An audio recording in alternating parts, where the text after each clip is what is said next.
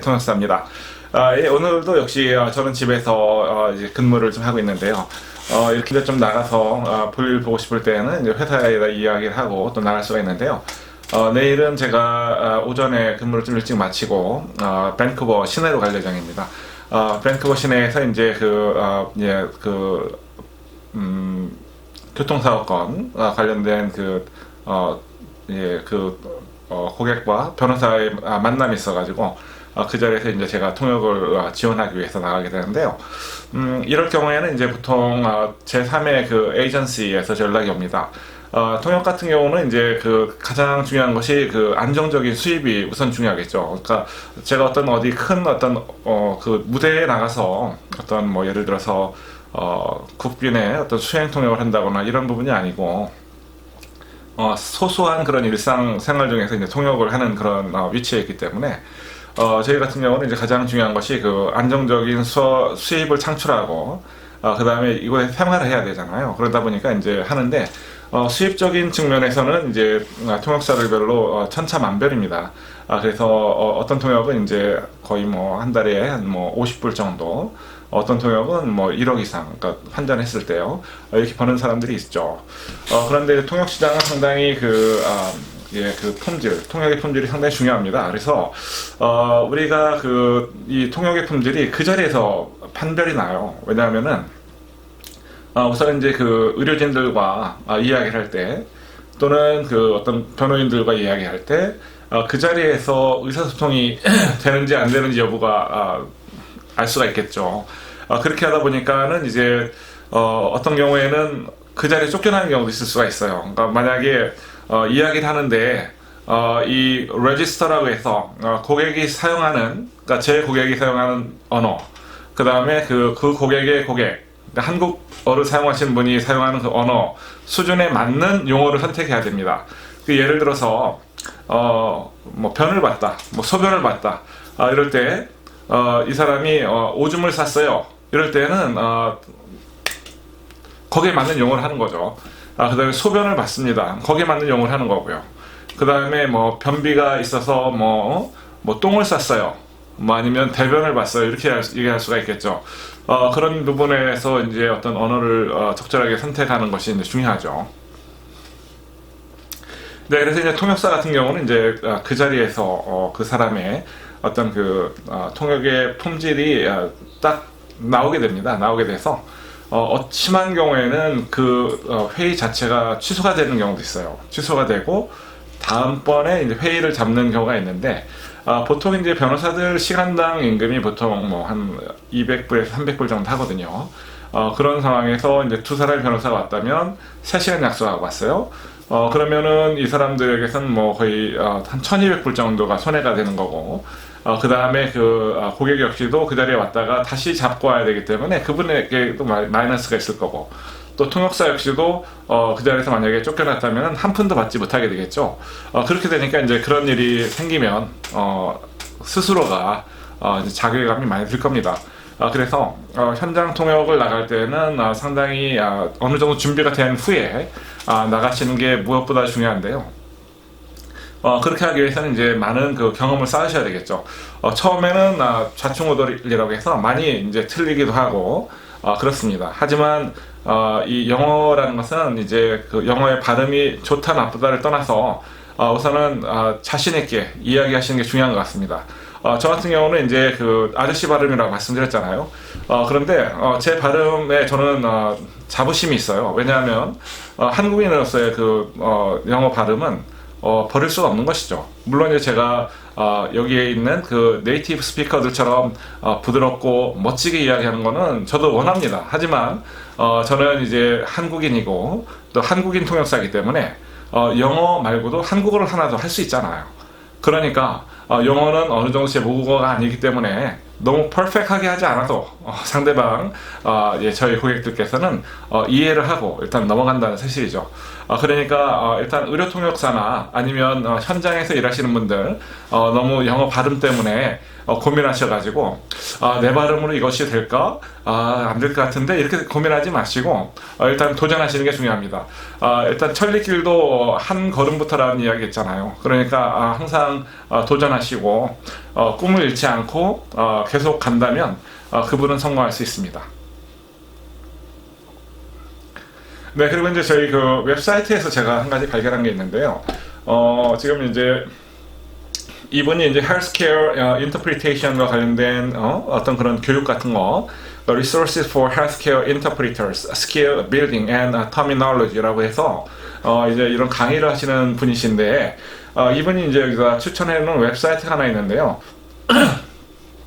which is describing using TV show like Grey's Anatomy as a resource for medical interpreters. 약간 이제 그레이스 아나토미라는 그런 미국 드라마가 있습니다. 미드라고 하죠. 그레이스 아나토미에 보시면은 이제 그 의료진들의 생생한 어떤 현장감 같은 걸 전달될 수 있는 그런 부분이 많이 있는데요. 영상에서도 제가 지난번 영상에서도 한번 말씀드린 바가 있습니다만은 넷플릭스가 요즘에 우리나라에 들어가 있죠. 미국 드라마 켜두시고 많이 보시고 그 현장 상황에 대한 그 감을 많이 가지시는 게 중요합니다. 그래서 저 같은 경우는 이제 그 청취가 상당히 잘 된다고 말씀을 드렸었어요. 그렇게 되는 이유가 물론 안 들리죠. 어떤 때는 전혀 안 들릴 수도 있습니다. 이 사람과 사람 간의 의사소통이라는 것은 이제 하나의 그 송신자가 있고 그 메시지가 전달돼서 이 안에서 이제 한번 수정 거치고 다시 이 메시지가 나가서 다른 그 화자에게 전달되는 거거든요. 그 안에서 어떤 그 간섭 현상이 있을 수가 있습니다. 그러니까 노이즈라고 해서 뭐 소음도 있을 수가 있고, 아니면 제가 다른 생각을 할 수도 있고, 아니면 그 사람이 잘못 말을 할 수도 있는 것이고, 뭐 여러 가지 그런 부분들이 영향을 미칠 수가 있겠죠. 이럴 때 이제 그 여러분들께서 중요한 포인트를 딱 잡는 게 중요하신데, 저 같은 경우는 가장 중점을 많이 두는 것이 항상 이 통역사는 잘 들어야 된다 말씀드렸잖아요. 잘 듣는다는 것이 이 사람이 말하는 거를 다 듣는다는 게 아닙니다. 그러니까 저 같은 경우는 어떤 식으로 하냐면은 이 사람이 말할 때 일단은 뭐 여기 무대는 병원이잖아요. 병원이기 때문에 어디 벗어나지는 않습니다. 그죠? 환자와 의사예요. 그러면 주어라든가 뭐 이런 부분은 목적어라든가는 몸의 신체 일부겠죠. 그리고 이제 대부분 말하는 것이 이제 중요한 것은 동사입니다. 동사이고 그 다음에 어떤 것들에 대한 약이라든지 아니면 어떤 치료에 대한 플랜, 계획이라든지 뭐 이런 부분들이 나올 수가 있어요. 그래서 가장 중점적으로 듣는 것이 이제 주어 부분, 그 부분보다는 저는 이제 동사에 좀 치중을 해서 좀 많이 들으려고 하고요.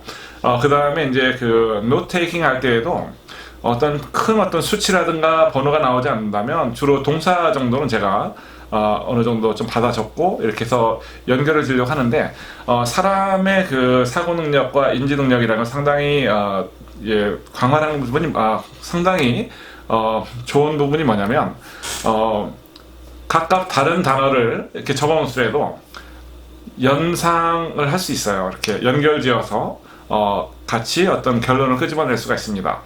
그런 컨셉이 아마 예전에 한 몇 년 전에 아마 한국에서도 시도가 됐던 걸로 알고 있는데요. 마인드 매핑이라고 합니다. 그 이제 닥터 토니 부잔이라는 그 박사가 이제 그 기억력과 관련된 부분을 이제 했었는데요. 뭐 데일 카네기 재단에서도 그런 것들에 대해서 많이 강의가 있었던 걸로 알고 있고, 또 우리나라 그 초등학교에서도 한 10년 정도 전, 아마 그 전에 했을 거예요. 그때 당시에 이제 마인드 매핑을 이용해서, 이제 그 필기하거나 뭐 정리하는 거, 이런 생각을 정리하기 뭐 이런 것들 했는데, 저는 이제, 그 2002년도인가요? 그때 당시에 이제 그 책을 하나 미국에 있을 때 구입을 해서, 개인적으로, 그걸로 공부하면서 이제 상당한 도움을 많이 받았었습니다. 네, 그래서 이제 중요한 것은 이제 그 각각 필요한 그 어떤 단어들 위주로 해서 이제 정리를 하거나 아니면 심볼, 어떤 그림 같은 걸 그린다든지 이렇게 해서 이제 노트 테이킹 하고 거기에 따라서 이제 그 연상 기법으로 해서 이제 말을 이어나가는데 예전 같은 경우에는 그런 것들이 이제 훈련이 안 돼 있을 때는 누구든지 힘들어요. 하지만 계속 반복적으로 연습하시고 계속 꾸준하게 해나가시면은 언젠가는 내 것으로 만들 수가 있습니다. 그래서 요즘에는 이제 제가 집에서 나가서 밖에서도 이제 통역을 많이 하는데요. 주로 이제 저는 눈을 뜨고 있는 모든 시간에 다 통역을 할 수 있는 시간입니다. 왜냐하면 제 관련된 업체들이 많기 때문에 전화가 끊임없이 옵니다. 그럴 때에는 저 같은 경우 이제 밖에서 나가서 받는 전화가 오히려 금전적으로는 더 많이 벌거든요. 사실은 분당 요금이 비싸지기 때문에 그래서 이제 헤드셋을 끼고 이제 차량을 어떤 때는 이제 간단한 건 운전하면서 이렇게 통역을 하기도 하고요. 네, 여러분 안녕하십니까? 예, 제가 이렇게 하고 있으니까 우버 기사가 쓰죠. 예, 그런데 여기 지금 일하는 중입니다. 여기 벨링햄에 나와 있고요. 여기서 이제 전화 통역 차 안에서 지금 하느라고 잠깐 전화를 좀 받았습니다. 한 20분짜리 받았는데요. 네, 이렇게 밖에 나와서도 예, 전화로 우리 통역을 할 수 있다는 거는 상당히 예, 축복받는 그런 일이 아닐까 싶습니다. 왜냐하면 언제 어디서든지 통역이 가능하니까. 예, 물론 이제 운전할 때는 통역을 하시면 안 되겠죠. 그런데 저는 이제 운전하면서 통역을 합니다. 왜냐하면 이제 어,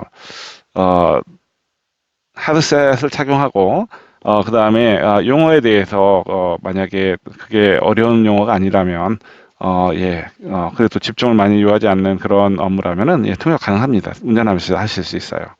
그렇습니다. 그럴 때 가장 많이 요구되는 기법이 이제 메모리 기법이죠. 그래서 이제 중요한 부분을 운전하면서도 숙지를 하고 있다가 의사 전달을 해야 되기 때문에 그런 부분들이 필요하고요. 또 한 가지 만약에 이제 이야기가 좀 더 난해한 부분 같은 경우라면 물론 이제 차를 세워두고 이렇게 제가 전화를 받고 합니다만은 그렇게 해서 이제 저 같은 경우는 연상 기법과 기억력을 좀 보충해가면서 사용할 수가 있고 또 한 가지는 이제 의료 용어에 대한 부분은 제가 상당히 많이 공부를 했어요. 그래서 웬만큼 의료 용어는 이제 한국어를 들어도 알 수 있습니다. 저 같은 경우에 예를 들어서 이제 여러분들 아실지 모르겠습니다만 합지증이라는 게 있습니다. 손가락이 이제 붓는 그런 병도 있거든, 그런 증상도 있거든요. 이런 것까지도 알고 있습니다. 그거 어떻게 알았냐고요?